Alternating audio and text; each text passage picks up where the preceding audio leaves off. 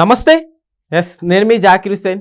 జగన్మోహన్ రెడ్డి గారు తెలంగాణలో ఎంట్రీ ఇవ్వబోతున్నట్టు వార్తలు అయితే జోరుగా సాగుతున్నాయి. సో దీనికి కీలకమైన వ్యక్తి ఎవరంటే అసాదుద్దీన్ గారు అని కూడా వార్తలు వస్తున్నాయి. సో దీని గురించి ఒకసారి డిస్కస్ చేద్దాం. ప్రస్తుతం మనతోటి సీనియర్ జర్నలిస్ట్ సిఎస్ రావు గారు ఉన్నారు. వెల్కమ్ చెప్పేద్దాం. హలో సార్, నమస్తే. నమస్తే. అయితే జగన్మోహన్ రెడ్డి గారు తెలంగాణలో ఎంట్రీ ఇవ్వడం ఏంటి సార్? అట్లానే ఇప్పుడు అసాదుద్దీన్ గారు దీనికి కీలక పాత్ర పోషించబోతున్నారు అన్నట్టు వార్తలు వస్తున్నాయి. అసలు ఏం చెప్తారు? ఇప్పుడు రాజకీయాల్లో అసదుద్దీన్ ఓవైసీ గారు, కేసీఆర్ గారు, జగన్మోహన్ రెడ్డి గారు వీళ్ళంతా ఒకటే అనేది అందరికీ తెలుసు. అవును, ఇప్పుడు కాదు, గతం నుంచి కూడా వీళ్ళ మధ్య రాజకీయపరమైనటువంటి సంబంధాలు చాలా బలంగా ఉన్నాయి. రాజశేఖర రెడ్డి గారి టైం నుంచి కూడా అసదుద్దీన్ ఓవైసీ వీళ్ళతోటి మంచి రిలేషన్స్ ఉన్నాయి. అలాగే కేసీఆర్ ఫ్యామిలీతో కూడా మంచి రిలేషన్స్ ఉన్నాయి. అవును సార్. అయితే జగన్మోహన్ రెడ్డి గారు అసలు తెలంగాణ నుంచి ఆంధ్రాకి పరిమితం కావడం అనేది వైఎస్ఆర్ కాంగ్రెస్ పార్టీలో ఉండేటువంటి చాలామందికి ఇష్టం లేదు. ఎందుకంటే బలమైనటువంటి సామాజిక వర్గం, రెడ్డి సామాజిక వర్గం తెలంగాణలో ఉంది. ఆ సామాజిక వర్గానికి ఒక బలమైనటువంటి లీడరు ఎవరు అని అంటే ఒక పెద్ద క్వశ్చన్ మార్క్ లాగా కనిపించింది మొన్నటి వరకు, రీసెంట్ వరకు కూడా. దానికి రేవంత్ రెడ్డి గారు ఇప్పుడు కనిపిస్తున్నారు కాంగ్రెస్ పార్టీ తరఫు నుంచి. అవును. కాకపోతే కాంగ్రెస్ పార్టీలో ఉండేటువంటి రెడ్డిస్ వరకే ఆయన లీడర్గా కనిపిస్తున్నారు. మరి మిగతా పార్టీల్లో ఉండేటువంటి వాళ్ళు, లేదంటే మిగతా వాళ్ళకి రెడ్డి సామాజిక వర్గానికి సంబంధించిన ఒక బలమైన లీడర్ ఉంటే బాగుండు అనేటువంటి అభిప్రాయం సహజంగా ఉంటుంది. జగన్మోహన్ రెడ్డి గారు తెలంగాణలో దాదాపు 2014 ముందు బాగానే ఆయన పార్టీని విస్తరింపజేశారు, వైఎస్ఆర్ కాంగ్రెస్ పార్టీని. మానకొండూరు సంఘటన తర్వాత ఆయన కొంచెం వెనక్కి తగ్గారు, కానీ మానకొండూరు సంఘటన వరకు కూడా బాగానే పోరాడారు. ఇక్కడ కూడా పార్టీని బలంగా ఉంచాలనేది. ఈవెన్ 2014 ఎన్నికల్లో కూడా 3 ఎమ్మెల్యేలు, 1 ఎంపీ గెలిచారు వైఎస్ఆర్ కాంగ్రెస్ పార్టీ నుంచి. పొంగులేటి శ్రీనివాసరెడ్డి గారు YSR Congress party. So 1 MP, 3 ఎమ్మెల్యేలు గెలిపించుకున్నారంటే పార్టీ బలంగానే ఉంటుంది తెలంగాణలో అనేది ఒకటి ఉంది. కాకపోతే బీఆర్ఎస్ పార్టీకి, వైఎస్ఆర్ కాంగ్రెస్ పార్టీకి మధ్య ఉన్నటువంటి బలమైనటువంటి అండర్స్టాండింగ్స్ ఏవైతే ఉన్నాయో వీటి కారణంగా ఆయన కంప్లీట్గా ఆంధ్రప్రదేశ్ వరకు పరిమితం అయ్యారు అని చెప్పి చెప్తూ ఉంటారు కొంతమంది వైఎస్ఆర్ కాంగ్రెస్ పార్టీలో ఉండేటువంటి వాళ్ళే. అయితే ఇప్పుడు మారినటువంటి పరిస్థితుల దృష్ట్యా తెలుగుదేశం పార్టీ తెలంగాణలోకి రాబోతుంది. జూబ్లీ హిల్స్ ఉప ఎన్నికల్లో చాలా కీ రోల్ పోషించబోతుంది అనేది వినిపిస్తుంది. ప్లస్ కూటమి ఇక్కడికి ఎంటర్ అయ్యే అవకాశం ఉంది. తెలంగాణలో కూడా తెలుగుదేశం పార్టీ, జనసేన, బీజేపీ కూటమి రాబోయేటువంటి రోజుల్లో ఎన్నికల్లో, గ్రేటర్ హైదరాబాద్ ఎన్నికల్లో కానీ, లోకల్ బాడీ ఎలక్షన్స్లో కానీ ఎంటర్ అయ్యేటువంటి అవకాశం ఉందనేది బలంగా వినిపిస్తుంది. ఓకే. అది ఎంటర్ అయినప్పుడు ఏమవుతుంది, ఇప్పుడు ఎంఐఎం ఏమో రీసెంట్ వరకు కూడా బీఆర్ఎస్ పార్టీ తోటి, కేసీఆర్ గారితో కలిసిమెలిసి తిరిగింది. కానీ ఇప్పుడు మారినటువంటి పరిస్థితుల దృష్ట్యా కాంగ్రెస్ పార్టీతో కలిసి నడవాల్సిన పరిస్థితి అసదుద్దీన్ గారికి ఏర్పడింది. మరి కాంగ్రెస్తో పాటు కలిసి అసదుద్దీన్ గారు వెళ్తే బీఆర్ఎస్ పార్టీ ఏకాగ్రం మిగులుతుంది. అవును. సో బీఆర్ఎస్ పార్టీ ఒక్కటే, ఇక్కడేమో కమ్యూనిస్టులు, కాంగ్రెస్ పార్టీ, ఎంఐఎం ఒక కూటమిగా ఏర్పడితే, ఇటుపక్క ఏమో బలమైనటువంటి తెలుగుదేశం పార్టీ, జనసేన, బీజేపీ ఉన్నప్పుడు బీఆర్ఎస్ పార్టీకి సపోర్ట్ ఏంటి? లేదు కదా. అందుకని వైఎస్ఆర్ కాంగ్రెస్ పార్టీని తెలంగాణలోకి తీసుకురావాలి అనేటువంటి ఆలోచన ఇప్పుడు కల్వకుంట్ల ఫ్యామిలీలో ఉండేటువంటి వాళ్ళు, లేదంటే బీఆర్ఎస్ పార్టీలో ఉండేటువంటి వాళ్ళు కొంతమంది తమ అభిప్రాయాన్ని వ్యక్తం చేస్తున్నట్టు వినిపిస్తుంది. సార్, అయితే ఇప్పుడు జగన్మోహన్ రెడ్డి గారు ఇక్కడికి వచ్చి ఒకవేళ పార్టిసిపేట్ కానీ, సపోర్ట్ కానీ ఇస్తే బీఆర్ఎస్కి ఏమన్నా బలం చేకూరుద్ది అనుకోవచ్చా? ఇప్పుడు వర్గం ఆల్రెడీ రేవంత్ గారి వైపు ఉంది.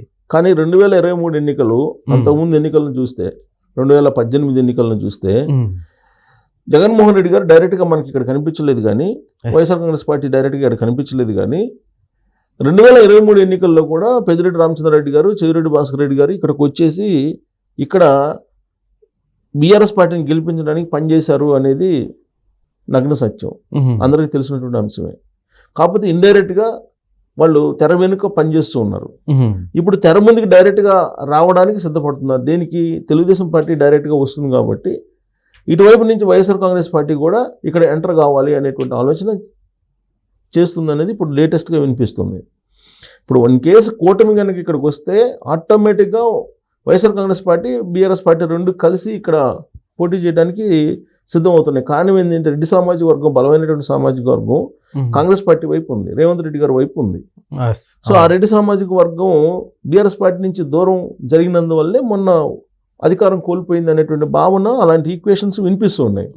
సో ఇప్పుడు జగన్మోహన్ రెడ్డి గారిని తీసుకొచ్చి ఇక్కడ ఆ వైఎస్ఆర్ కాంగ్రెస్ పార్టీని తీసుకొచ్చి ఇక్కడ బలోపేతం చేయటం కారణంగా రెడ్డి సామాజిక వర్గాన్ని హోల్డ్ చేసుకోవచ్చు, తమ వైపు తిప్పుకునే ప్రయత్నం చేయొచ్చు కేసీఆర్ గారు. కానీ అలా కాకుండా ప్రత్యక్షంగా కాకుండా ఇంతకు ముందులాగా పరోక్షంగా అంటే వర్కౌట్ కాదు. ఎందుకంటే అక్కడ కాంగ్రెస్ పార్టీ బలంగా ఉంది కాబట్టి, రెడ్డి సామాజిక వర్గం సంబంధించిన లీడర్లు బలంగా ఉన్నారు కాబట్టి. సో ఇక్కడ బీఆర్ఎస్ పార్టీ ఏంటి, ఇప్పుడు వైఎస్ఆర్ కాంగ్రెస్ పార్టీని కూడా తీసుకొచ్చి రెండు పార్టీలు కూటమిగా ఏర్పడి అవసరమైతే అసరుద్దీన్ కూడా కలుపుకొని ఒక కూటమిగా ఏర్పడాలి అనేది ఒకటి. కాకపోతే అసరుద్దీన్ ఓవైసీ గారు ఎంఐఎం ఇప్పుడు ఉన్నటువంటి పరిస్థితుల్లో ఆ పార్టీ డోల్ డ్రమ్స్ లో ఉంది. సార్ ఇప్పుడు జూబ్లీ హిల్స్ కూడా చూసుకుంటే అక్కడ ఎక్కువ ముస్లిమ్స్ కూడా ఎక్కువ ఉండే ఏరియా అనుకుంటా. అవును. సో ముస్లిమ్స్ కూడా ఇప్పుడు అసాదుద్దీన్ గారు కూడా కీలక పాత్ర పోషిస్తారు. అదే ఇప్పుడు ఉన్నటువంటి పరిస్థితుల్లో కాంగ్రెస్ పార్టీ తోటి ఆయన జర్నీ చేయాలని నిర్ణయించుకున్నట్టు కనిపిస్తూ ఉంది. Plus Congress party national policy, national లెవెల్లో ఇండియా కూటమితో కలిసి ఆయన నడవాలని, బీజేపీకి యాంటీ కాబట్టి ఆ యాంగిల్, బీజేపీకి యాంటీ యాంగిల్లో తీసుకుంటే బీఆర్ఎస్ పార్టీకి సపోర్ట్ చేయొచ్చు, లేదా కాంగ్రెస్ పార్టీకి కూడా సపోర్ట్ చేయొచ్చు. కాకపోతే ఇక్కడ ఉన్నటువంటి తెలంగాణ సమాజం లేదా తెలంగాణ సమాజంలో ఉండేటువంటి ముస్లిం మైనార్టీలు బీఆర్ఎస్ పార్టీకి మద్దతు ఇవ్వడాన్ని జీర్ణించుకోలేకపోతున్నారు. ఆ ప్రభావం మొన్న జరిగినటువంటి ఎన్నికల్లో కనిపించింది. ఎంఐఎంకి వాళ్ళ మెజారిటీలు తగ్గినాయి, ఓడిపోకపోయినప్పుడు కూడా వాళ్ళ మెజారిటీలు తగ్గినాయి. 1-2 అసెంబ్లీ స్థానాల్లో గెలుస్తారా లేదా అనేటువంటి దాకా లాస్ట్ చివరి రౌండ్ వరకు కూడా టెన్షన్ నెలకొంది. సో అలాంటి పరిస్థితి ఎందుకు వచ్చిందంటే బీఆర్ఎస్ పార్టీతో కలిసి నడిచినందువల్ల అలాంటి పరిస్థితి వచ్చింది అనేది ఎంఐఎం యొక్క వాళ్ళ ఈక్వేషన్.